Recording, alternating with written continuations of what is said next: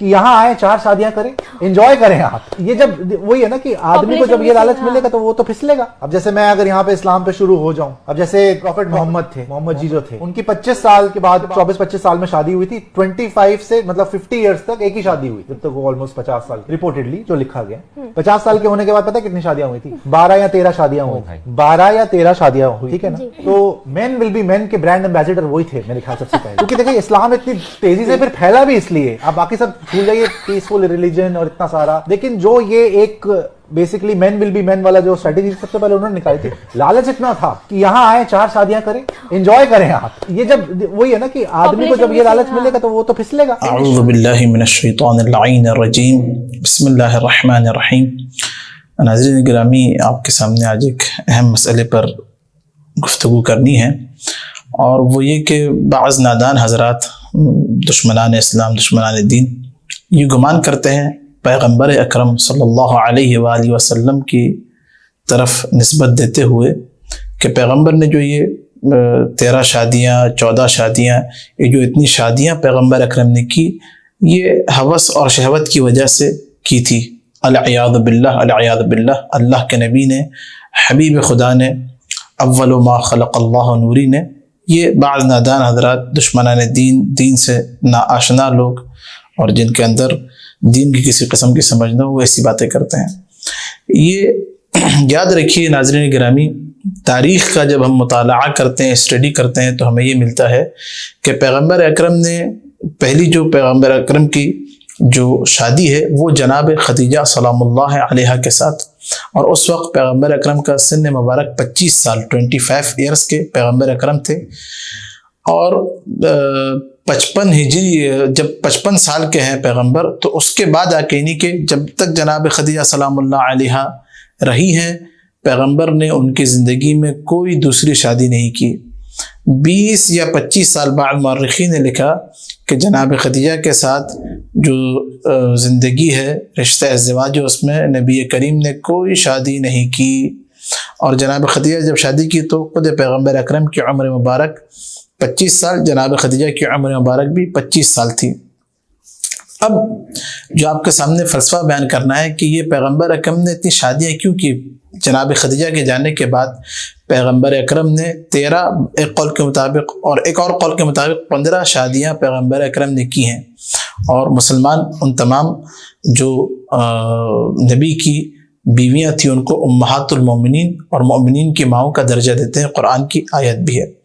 الغرض اگر ہم تاریخ اور اس فلسفے کو دیکھیں تو عزیزان گرامی ایک ہی ریزن ملتا ہے کہ پیغمبر اکرم نے جتنی شادیاں تھیں جناب خدیجہ کے بعد, ان شادیوں کا مقصد العیاذ باللہ شہوت یا العیاذ باللہ ہوس نہیں, بلکہ ان کے اندر اسلام کی سربلندی, اسلام کی طاقت, اسلام کی قدرت مندی کا اظہار تھا.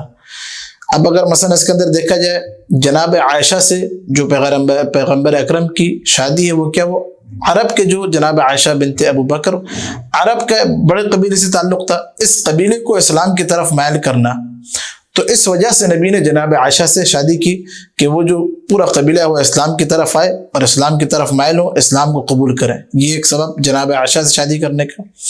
ایسے ہی اگر آپ جب ہم دیکھیں تو جو جنگوں میں جاتے تھے نبی کے ساتھ, شہید ہو جاتے تھے, ان کے پیچھے ان کی بیویاں, بیوہ خواتین, ان بیواؤں کو مضبوط کرنا, ان یتیموں کی سرپرستی کرنا, یہ نبی اکرم کی شادیوں کا مقصد تھا. یہ 13 یا 14 شادیاں نہیں تو نبی اگر شہوت علیہ باللہ یا جو ہے وہ ہوس مقصد ہو تو ایک نبی, اللہ کے پیغمبر, ایک انسان جو ہے وہ کیوں جو ہے وہ 70 سال کی خاتون سے, جیسا کہ زینب بنت خزیمہ, ان کا علماء نے لکھا, مورخین نے لکھا, تقریباً ان کی عمر تقریباً جو ہے وہ 70 سال کے برابر ان کی عمر تھی.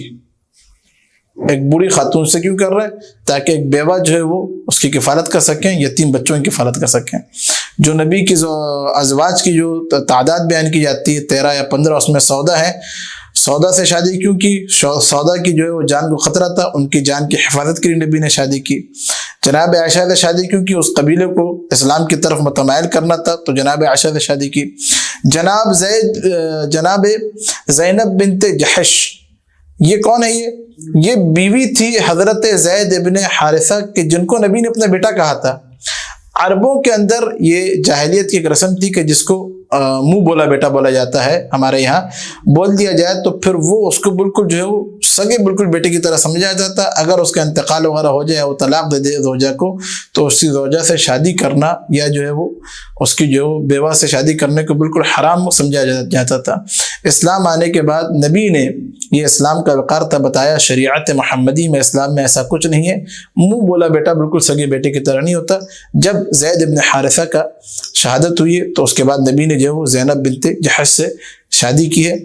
ایسے ہی جویرہ بنت حارث جب آئی ہیں تو ان کو کنیز بنا کے لایا گیا تھا، نبی نے ان سے جو ہے وہ شادی کی، کیوں؟ تاکہ اسلام میں آ کے یہ بات اس چیز کو ختم کیا جائے کہ عورتیں جو آ رہی ہیں وہ صرف ان کو کنیز بنا کے رکھا جائے، نہیں، شادی کو نبی نے یہاں پہ رغبت دلائی شادی کی طرف، یہ مقصد تھا یہ۔ ایسے ہی صفیہ سے جو شادی کی وہ اسلام کی قدرت مندی، اسلام کی عظمت کی خاطر۔ اور ام حبیبہ جو ابو سفیان کی بیٹی تھی، اس سے کیوں شادی کی؟ اس سے شادی کا سبب یہ تھا کہ ام حبیبہ کی دلجوئی ہو، اور وہ کہ جو اسلام لانے کے بعد جو سختیاں برداشت کی، اس میں ان کی دلجوئی کے لیے پیغمبر اکرم نے یہ شادیاں کی۔ تو ناظرین گرامی، پیغمبر اکرم اللہ کے حبیب کی شادیوں کا مقصد جو 13 یا 15 تھی، وہ فقط اسلام کی سربلندی اور ان بیواؤں کی، ان کے بعد جو بچے تھے یتیموں کی سرپرستی، کفالت، اور جو بڑے عرب کے قبائل ہیں وہ اسلام کی طرف آئیں، یہ مقصد تھا، نہ یہ کہ اللہ کے حبیب جو کسی شہوت یا جو ہے وہ ہوس کی وجہ سے یہ شادیاں کی ہوں۔